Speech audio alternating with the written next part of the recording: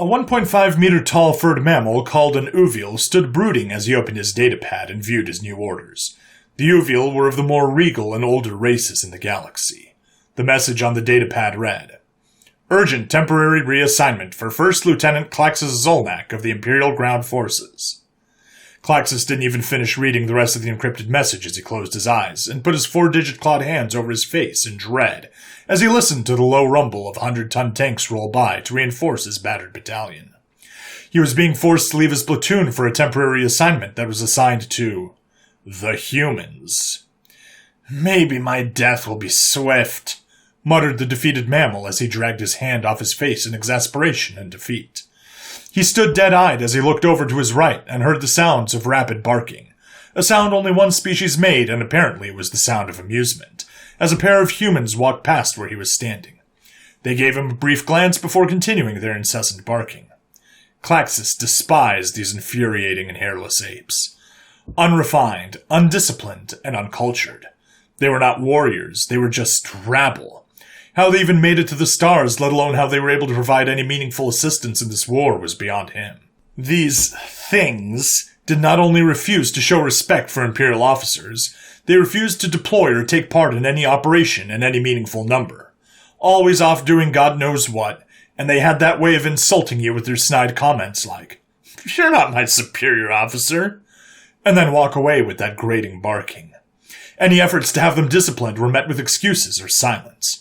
They barely listened to their own officers. They referred to their leaders by their names, and only answered to our highest-ranking officer at this post. It was ridiculous. These barbaric monkeys had just barely achieved FTL when the Empire reached out and welcomed them into the galactic fold.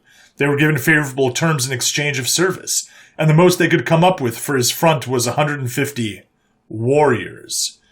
The humans were given the gift of hundreds of years' worth of advancement in medical, terraforming, and engineering technology, and in return they were to help beat back the terrors of the universe. This scourge was called the Kong, a race of cold-blooded, 2-meter-tall burrowing reptilian ambush predators that were running through the entire galaxy roughshod. These monstrosities thought of every sapient as nothing more but food or delicacies, turning every world they took into a house of horrors. Even knowing this, the damned humans only sent tens of thousands of their warriors to the most significant strategic location in this war, a hellishly hot and humid tropical world covered in dense jungle called Valtuk.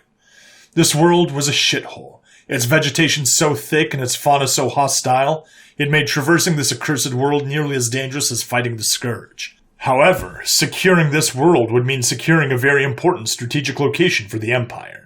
Securing this world would provide a great defensible position to protect the entire solar system, and this solar system would provide a great and bountiful staging area to launch assaults deep into Kong core systems.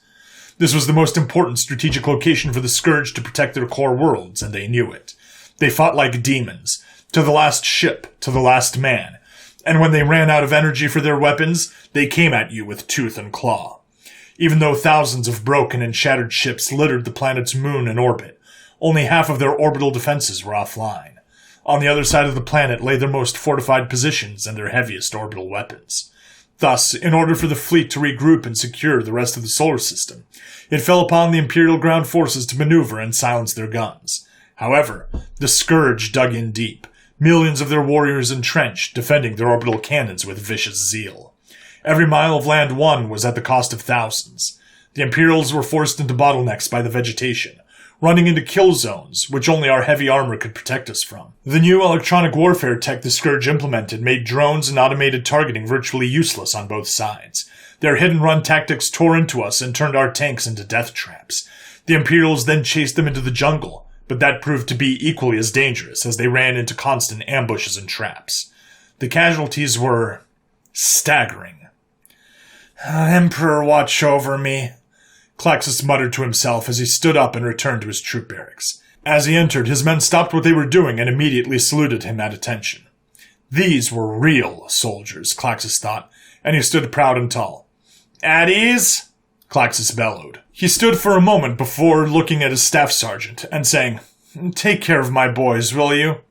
I don't know if I'm going to be coming back from this one. I'm assigned to do recon with the apes." Klaxus' staff sergeant looked at him in pity and saluted. "I'll make sure I get as many home alive as possible, sir." Klaxis nodded, put away his officer insignias and other markings to prepare for his mission. Klaxis made his way to the human side of the base. There, he saw massive railguns with men yelling instructions, before a massive crack and a hum of energy dissipating as it launched its projectile. He was baffled. Why did they install warship batteries in their outpost? What were they shooting at? Didn't they know the gravity dragged down whatever projectiles they shot? Didn't they know that the atmosphere liquefied their projectiles if shot at standard powers? Klaxis was even more worried. He was ordered to go on a reconnaissance mission with only 6 of these humans. Were they too stupid to understand that orbital or drone reconnaissance was impossible with Kong anti-drone technology? How exactly are we supposed to reconnoiter enemy positions? He was told to shut up, select his best linguist fluent in Kong, and have him report to the human barracks. Unfortunately, he was the best and only linguist fluent in Kong. As he wandered around the human side of the joint base more, a few humans took notice and asked him, "Hey, you're the linguist!" Klaxis quickly affirmed with a, "Yes, I don't know this side of the building was so active and large," while looking around trying to find his assigned building. The humans looked at each other and pointed at a barracks. "They're looking for the AFO guys. They're over there." Klaxis looked confused and asked, "AFO?" Humans smirked and huffed in amusement. "Advanced Force Operations. Recon shit. Just walk in, you're expected." Klaxis made it to the human barracks he was assigned. Just in front of it was a massive tarmac with several VTOLs spooling their engines. Humans dressed in what he assumed was very light armor and heavy rucksacks, lifting off to do whatever they were off to do. Their armor and weapons had bizarre, irregular shapes that were splotched with earthy browns, and different shades of the same color as the surrounding foliage. As he was nearing the door, he saw a sign that worried him. An eerie skull with the words written in both Human Common and Galactic Common. Military Assistance Command Valtuk. Studies and Observation Group, and inside were men with green faces. "Hell, it's about time!"